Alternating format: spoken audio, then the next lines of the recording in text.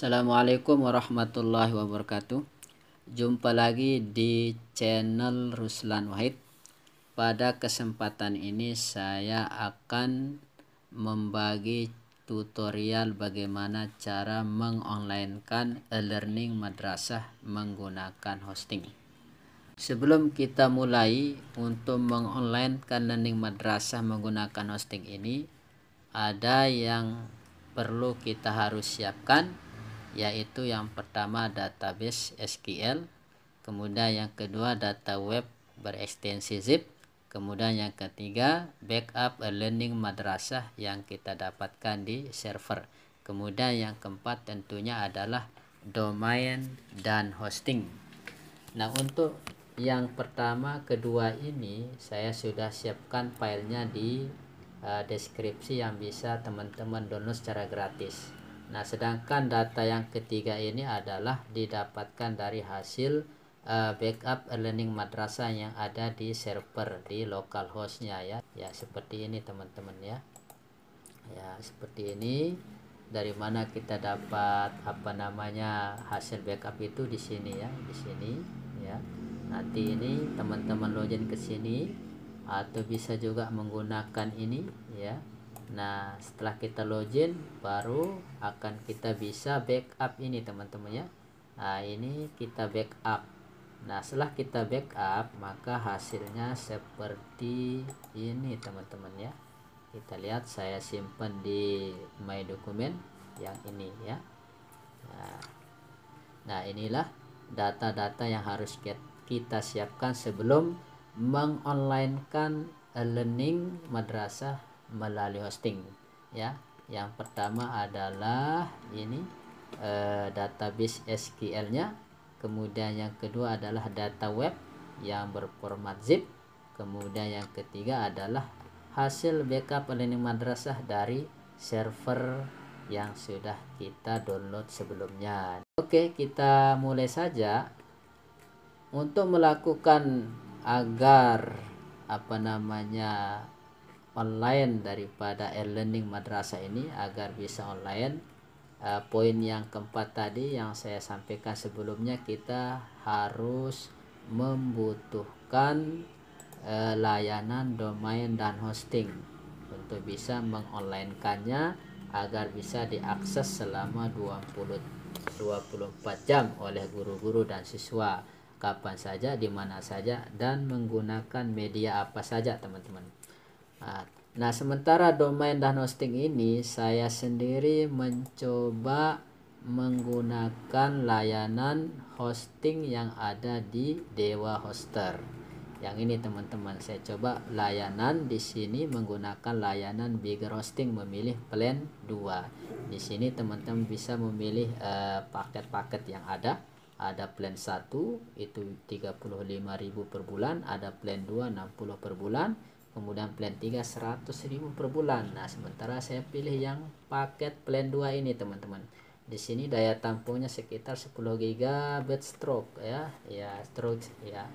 Nah, oke, setelah kita melakukan pembayaran atau pembelian hosting dan domain, nantinya oleh pihak hosting kita akan diberikan username dan password untuk bisa akses ke cPanel-nya teman-teman. Seperti ini. Inilah dia cPanel setelah kita melakukan pembelian atau layanan hostingnya ya. Nah, inilah menu-menu yang ada di cPanel. Nah, untuk mengonlinekan e-learning madrasah di hosting ini, langkah-langkahnya adalah sebagai berikut teman-teman. Oke, yang pertama adalah kita klik domain yang ini ya. Domain, kita pilih subdomainnya, artinya kita buat subdomain dari domain induknya utamanya. Contohnya kita coba di sini adalah learning 2 ya. Kita coba di sini ya, learning 2. Setelah itu kita klik create, nanti akan tersimpan di dokumen root ya. Klik create ya, ini dia ya. Kita tunggu prosesnya ya. pembuatan subdomain ini sudah berhasil ya, sukses. Kemudian kita kembali go back ya. Nah setelah itu ini hasilnya ya, learning 2 MTSN 3 Mataram XYZ, ini domainnya, kemudian ini subdomainnya ya. Nah inilah subdomain yang sudah berhasil kita buat. Langkah berikutnya kita kembali kepada menu, kita pilih database ya, ini database, klik MySQL database, artinya kita akan membuat database baru. Nah, langkahnya kita ketik new database, kita membuat new database baru. Di sini kita ketik contohnya learning ya, contohnya learning ya. Kita klik create database ya, ini sudah berhasil ya. Kemudian go back ya, kita kembali, kita geser ke bawah. Setelah kita buat database baru, inilah dia hasilnya. Kemudian kita lanjut membuat new user ya, user baru. Di sini kita samakan saja ya, ini sudah ada, kita samakan aja, ini learning ya. Nah kemudian kita buat passwordnya, contohnya belajar ya, contohnya belajar daring ya, ini strong ya. Nah, untuk passwordnya ini kombinasinya huruf besar, huruf kecil, atau angka. Ini kita kembali ketik passwordnya belajar daring ya. Kemudian kita klik create user ya, ini sudah berhasil ya.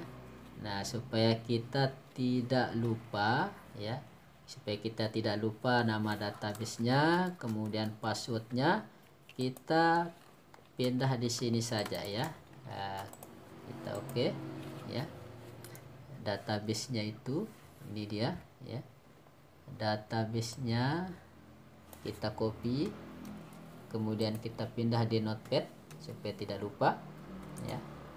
Kemudian passwordnya tadi belajar daring, ini contohnya ya. Nah, supaya kita lupa. Berikutnya setelah kita membuat database dan user databasenya, langkah berikutnya adalah kita menambahkan user itu ke dalam database ya, yang ini add user to database. Nah ini kita klik, kita pilih yang ini learning, ini juga databasenya ya, learning. Kemudian kita klik add ya. Setelah itu kita centang all free field ya, kita centang. Setelah itu kita klik make change ya, ini sudah berhasil. Kita kembali go back ya. Nah, kita lihat hasilnya. Nah ini dia ya, inilah dia learning ya, database yang kita buat, usernya juga sama learning ya. Nah berikutnya setelah itu kita kembali ke menu cPanel, kita pilih PHP My Admin ya, ini ya, PHP My Admin ya, kita lihat. Nah berikutnya kita pilih learning, ini database yang baru kita buat, contohnya learning. Nah setelah itu kita klik import ya, import. Di sini kita akan memasukkan database yang berupa format SQL-nya. Kita klik choose file atau pilih file. Nah, kemudian kita cari ya, yang ini, yang SQL-nya, yang ini ya, database SQL-nya. Kalau yang di bawah ini data web yang berformat zip, nah kita pilih yang SQL-nya teman-teman.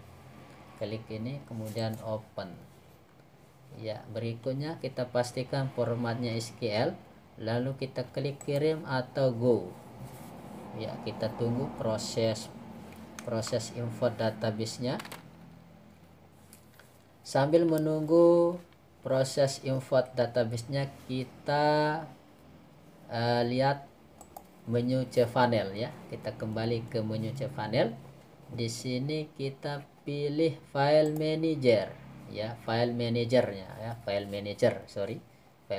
Nah, di sini ada di sini menu learning to ya. Ini yang tadi kita buat ya. Nah, ini kita klik ya. Nah, di sini datanya masih kosong, data webnya masih kosong. Yang ini kita hapus saja ya. Kita hapus saja, teman-teman. Ya, ini skip. Ya, klik skip. Kemudian setelah itu kita klik upload. Nah, yang kita upload itu adalah data web ya, data web yang berformat zip. Yang ini, teman-teman ya. Oke, kita select file ya. Bisa juga dengan cara drop and drag ya. Kita pilih yang ini, data web berformat zip. Kemudian klik open. Ya, kemudian kita tunggu proses penguploadannya sampai 100%, teman-teman ya. Nah, sambil menunggu proses uploadnya, kita lihat ke PHP My Admin. Nah, ternyata proses importnya sudah berhasil. Di sini kita bisa lihat sebanyak 302 query yang sudah dilakukan proses importnya ya. Nah, kemudian kita lihat kembali kepada file manager ya. Ini baru 20-30%. Kita tunggu sampai 100% ya, teman-teman. Oke, teman-teman, proses upload data webnya sudah berhasil, sudah 100%. Setelah berhasil kita upload, lalu kita kembali kepada file manajernya ya. Klik go back to public HTML nya. Nah ya, yang ini ya, ini teman-teman ya. Nah, ini ya, ini sudah berhasil ya, sudah berhasil diupload. Kita lihat ini learning 2 database yang kita buat sebelumnya. Nah, setelah berhasil, kemudian kita lanjutkan data ini, kita klik kanan, kita ekstrak ya, klik ekstrak, kemudian klik ekstrak file. Kita tunggu prosesnya. Kemudian setelah berhasil, kita close.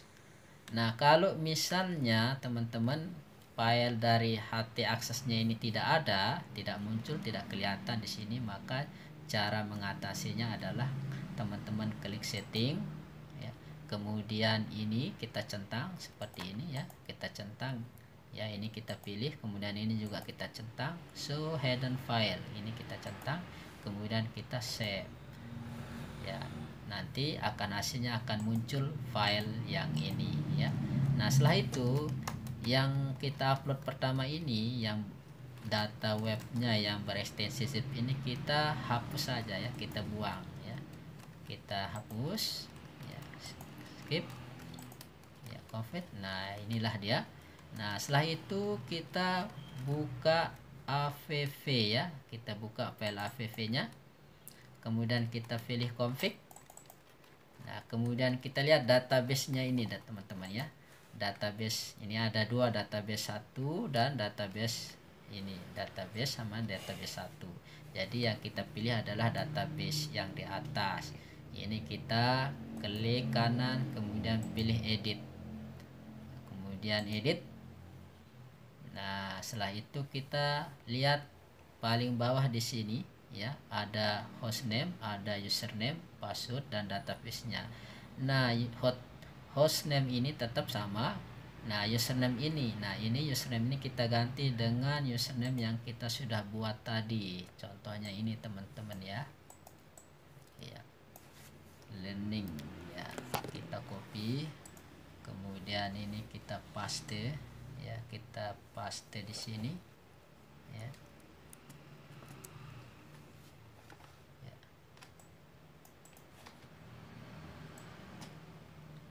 Kita paste ya, kemudian passwordnya juga diganti, database-nya juga sama, kita paste.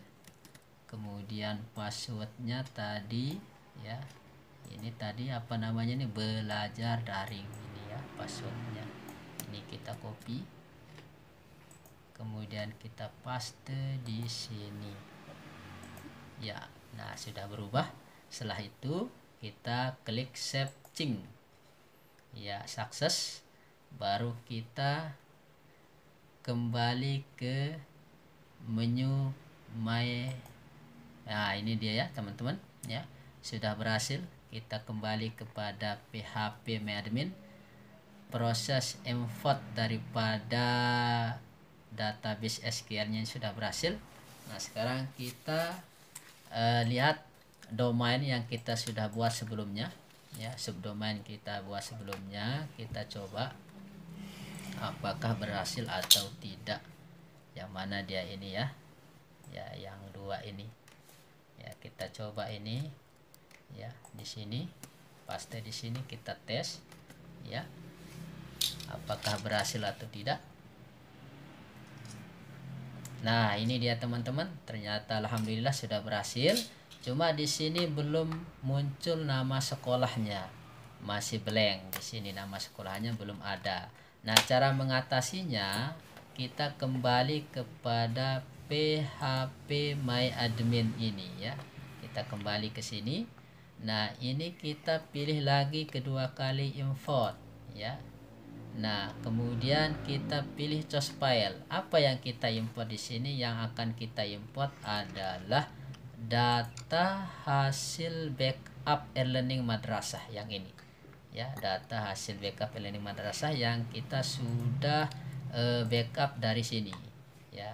Nah, itulah yang kita harus import ya. Oke, kita pilih choose file, kemudian kita pilih backup ya, backup e-learning madrasah, kemudian open ya.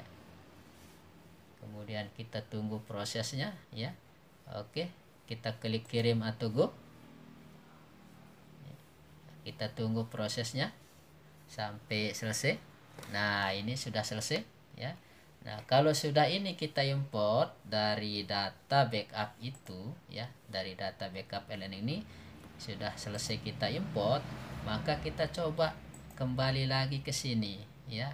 Kita reload langsung atau refresh ya, klik reload.